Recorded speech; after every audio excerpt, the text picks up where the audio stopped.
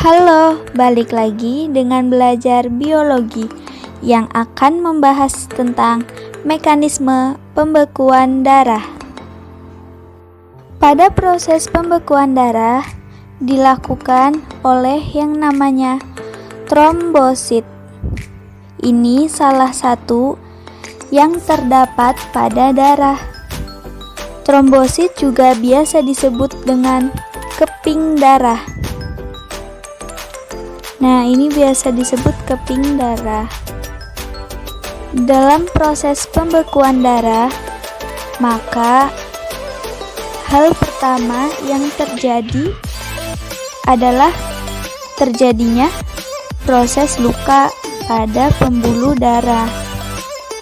Bisa dilihat pada tanda panah. Baru nanti akan dimulai proses pembekuan darahnya. Ketika terjadi luka pada bagian pembuluh darah, maka hal yang pertama yang terjadi adalah yang dinamakan trombosit mengalami pecah. Ketika trombosit ini pecah, maka akan mengeluarkan enzim yang dinamakan dengan enzim trombokinase.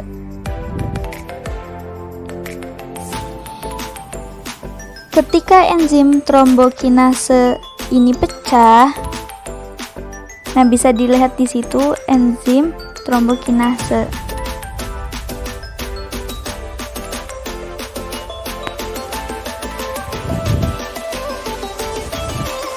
Ketika enzim trombokinase ini pecah, maka akan mengaktifkan yang dinamakan protombin.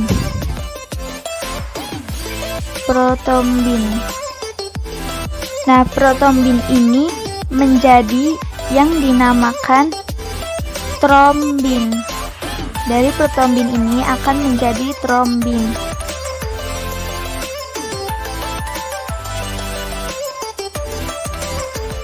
Proses pengaktifan protombin menjadi trombin juga dibantu oleh Ca2+ dan vitamin K.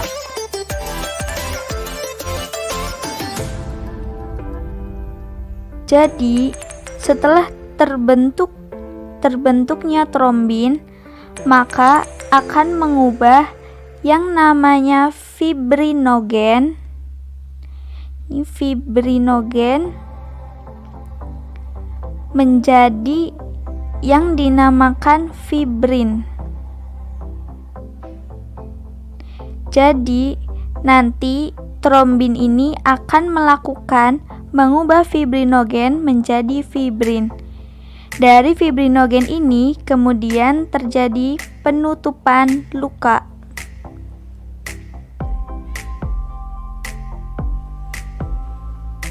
Jadi, yang perlu diingat-ingat adalah bahwa trombosit pecah.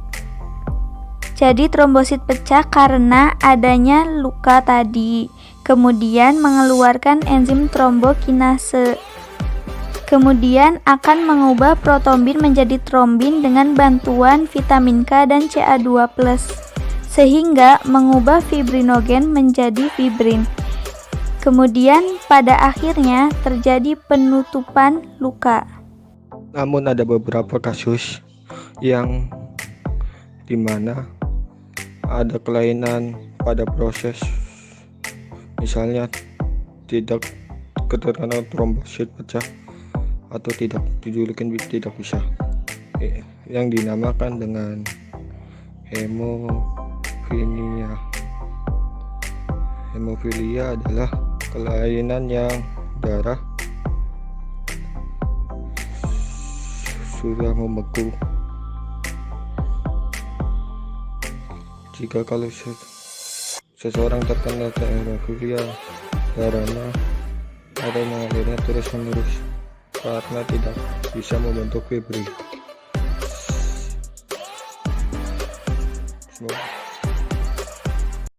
Saya akan membahas mengenai golongan darah. Bagaimana cara mengecek golongan darah? Biasanya pada praktikum. Untuk golongan darah nanti ada 2 jenis. Yang pertama sistem ABO, Yang kedua, resus. Sistem ini sistem yang berkaitan dengan erythroblastosit fetalis. Nah, kita bagi dua, yang sebelah kiri untuk membahas golongan. Nah, untuk sistem ABO yang menemukan adalah Dr. Landsteiner. Dr. Landsteiner ini adalah orang yang menemukan sistem golongan darah ABO. Pada sistem golongan darah didasarkan pada agglutinogen, dan yang kedua adalah agglutinin.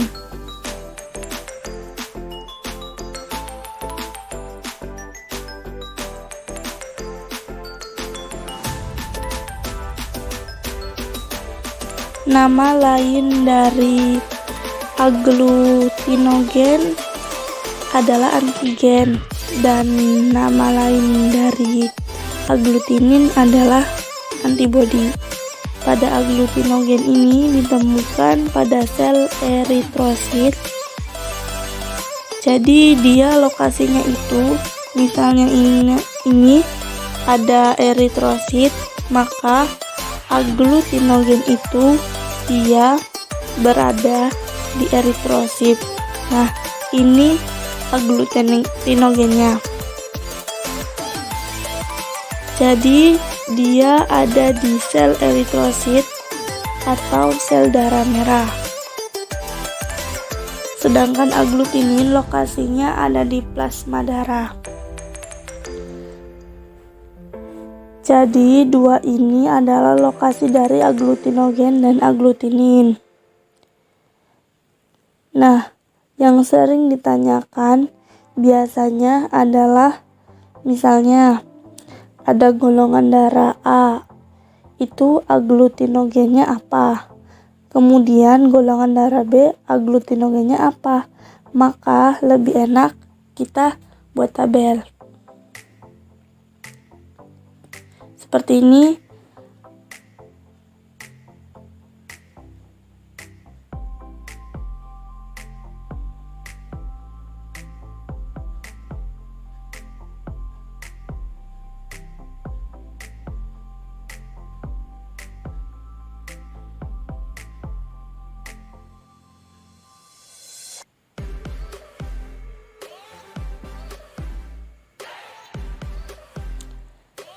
Maka biasanya di sini ada tulisan agglutinogen dan yang satunya agglutinin. Dengan yang di atas itu adalah golongan darah A, B, AB, dan O. Nah, golongan darah A itu dia punya agglutinogen A, sedangkan agglutininnya adalah beta. Agglutinogen dari B yaitu B. Agglutininya adalah kebalikan dari agglutinin A, yaitu alfa. AB dia punya dua agglutinogen, yaitu A dan B, sedangkan agglutininya dia tidak punya. Sedangkan golongan darah O dia tidak punya agglutinogen tetapi memiliki agglutinin alfa dan beta. Biasanya yang sering ditanyakan adalah misalnya golongan darah A dia punya agglutinogen apa dan agglutinin apa, dan seterusnya. Untuk cek golongan darah biasanya hanya menggunakan dua serum, yaitu anti A dan anti B. Konsepnya ini misal ada kaca preparat, Kemudian nanti sampel darah diambil dan ditetesi di 2 lokasi seperti ini. Nanti pada darahnya ditetesi, yang ini dikasih anti A, yang satunya dikasih anti B. Nanti dilihat apakah darah menggumpal ataukah darah tidak menggumpal. Langsung buat tabel untuk mempermudah. Sama di sini nanti ada anti A dan anti B. Beri 4 kolom, yaitu A, B, AB, dan O. Dengan keterangan plus itu menggumpal, min tidak menggumpal. Golongan darah A jika ditetesi anti A karena anti jadi tidak sesuai dengan golongan darah A. Ketika ditetesi, darah nanti menggumpal, sedangkan anti B tidak menggumpal. Cirinya kalau menggumpal itu, misal ini darah yang ditetesi anti A, nanti darah akan ada bintik-bintik seperti ini. Kalau tidak ada berarti tidak menggumpal. Golongan darah B ketika ditetesi anti A tidak menggumpal. Kalau ditetesi anti B maka menggumpal. Golongan darah AB baik ditetesi anti A maupun anti B semuanya menggumpal. Dan golongan darah O tidak menggumpal semua. Begitulah kurang lebih cara mengecek golongan darah. Kenapa di sini menggumpal di anti A? Kita coba lihat di golongan darah pengecekannya di sini. Kita tahu bahwa antibodi itu sama dengan anti A atau agglutinin ini. Agglutinin pada golongan darah A adalah beta. Itulah kenapa darah tidak menggumpal. Kalau darah ditetesi alfa atau anti A, maka tidak cocok dengan proses antara agglutinogen dengan agglutinin, sehingga menyebabkan terjadi penggumpalan. Golongan darah B juga sama dengan dan golongan darah AB. Kenapa semuanya menggumpal? Karena golongan darah AB tidak memiliki agglutinin, sehingga tidak cocok bila diberi alfa maupun beta sekalipun. Karena golongan darah AB tidak punya agglutinin, makanya ketika ditetesi alfa maupun beta, darah menggumpal. Sedangkan golongan darah O punya alfa dan beta, sehingga tidak menggumpal. Itu konsepnya seperti itu. Kali ini kita akan membahas tentang materi biologi SMA yang terkait tentang materi sistem peredaran darah. Adapun materi spesifiknya yang akan kita bahas kali ini sistem peredaran darah, yaitu adalah tentang transfusi darah. Adapun pada transfusi darah ini kita mengenal ada yang istilah donor, selanjutnya ada istilah resipien. Nah, selanjutnya baik donor maupun resipien ini, kalau untuk donor ini berarti artinya yang mentransfusi darah atau pemberi darah. Selanjutnya untuk resipien di sini adalah orang yang menerima transfusi darah itu akan menerima darah.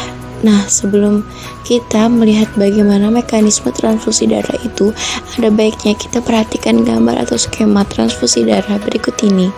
Nah, di sini kalian dapat lihat ya, ternyata untuk golongan darah A untuk sejenisnya dia bisa saling mendonorkan darah untuk golongan darah U, juga B baik maupun AB. Untuk sejenisnya mereka saling mendonorkan darah, akan tetapi di sini untuk golongan darah A, selain untuk darah dirinya sendiri, dia mendonorkan darahnya ke orang yang golongan darah AB. Dan hanya itu saja. Dan golongan darah B juga selain untuk sejenisnya, dia juga bisa mendonorkan darah ke orang yang bergolongan darah AB. Lain halnya golongan darah U. Golongan darah U ini selain bisa mendonorkan darah untuk sejenisnya, maka dia juga dapat mendonorkan darah ke semua jenis golongan darah baik itu AB maupun AB. Dan lain halnya juga yang terjadi pada golongan darah AB. Golongan darah AB ini hanya mampu mendonorkan darah pada golongan darah sejenisnya, tidak mampu mendonorkan darahnya untuk golongan darah lainnya. Nah, bagaimana skema ini terbentuk? Adapun kita harus buat dulu tabel transfusi darah ya, dimana pada tabel ini harus membedakan ada donor, kemudian nanti ada resipien. Adapun nanti tabelnya seperti ini. Di sini nanti kita akan buat tabel transfusi darah, di mana pada setiap tabel ini nanti untuk donornya akan ada yang bergolongan darah A, ada yang bergolongan darah B, ada yang bergolongan darah AB, dan ada yang bergolongan darah O. Untuk resipiennya juga ada yang bergolongan darah A, ada yang bergolongan darah B, ada yang bergolongan AB, dan bergolongan darah O. Selanjutnya nanti kita akan mulai melakukan transfusi darah untuk setiap golongan darah ini. Oke, sebelumnya kita buat garis dulu seperti ini ya. Nah, nanti biasanya kenapa golongan darah A tidak bisa mendonorkan darahnya ke golongan darah O? Ini terjadi karena nanti akan terjadi gumpalan. Mari kita perhatikan. Jika golongan darah A digolongkan dengan golongan darah A, maka ini tidak akan terjadi gumpalan. Karena yang dimiliki golongan darah A itu adalah aglutimin beta, yang pastinya tidak akan menggumpalkan aglutinogen B. Nah, di masing-masing golongan darah ini tidak memiliki aglutinogen B, jadi tidak akan terjadi penggumpalan. Selanjutnya, jika pendonornya bergolongan darah B dan resipiennya bergolongan darah A, maka di sini akan terjadi penggumpalan karena pada golongan darah B di sini terdapat aglutimin alfa yang akan menggumpalkan aglutinogen A pada golongan darah A. Demikian juga dengan AB, yang AB ini justru lebih parah lagi. Di sini tidak memiliki aglutinin alfa beta, tetapi di sini pada golongan darah A memiliki aglutinogen A dan memiliki aglutinin beta yang akan menggumpalkan yang nantinya si aglutinogen B pada golongan darah AB. Jadi di sini akan terjadi penggumpalan. Dan untuk pendonornya O, di sini tidak memiliki aglutinogen, jadi di sini tidak akan terjadi penggumpalan. Nah, cara menganalisisnya juga sama. Donor A ke B di sini juga terjadi penggumpalan, sama seperti B ke A tadi. Selanjutnya B ke B, karena sejenis ini tidak ada penggumpalan. AB ke B di sini juga terjadi penggumpalan. Untuk O ke B universal di sini tidak terjadi penggumpalan. Untuk A ke AB sama seperti AB ke A juga terjadi penggumpalan. Di sini sama seperti AB ke B, ini juga terjadi penggumpalan. AB ke AB juga karena sejenis tidak. O ke AB di sini juga tidak. Selanjutnya untuk yang golongan darah O, donornya A, di sini terjadi penggumpalan.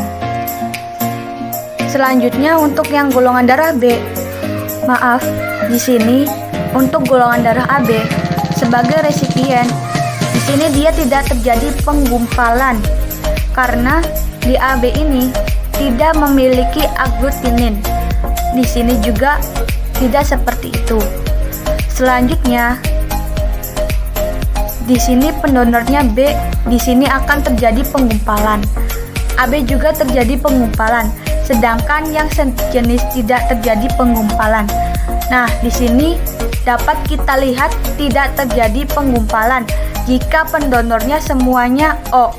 Maka dapat dikatakan O ini adalah pendonor universal. Selanjutnya, yang tidak terjadi penggumpalan jika resipiennya itu selalu AB. Makanya AB di sini merupakan resipien universal. Demikian penjelasan dari kami tentang transfusi darah. Sekian dan terima kasih.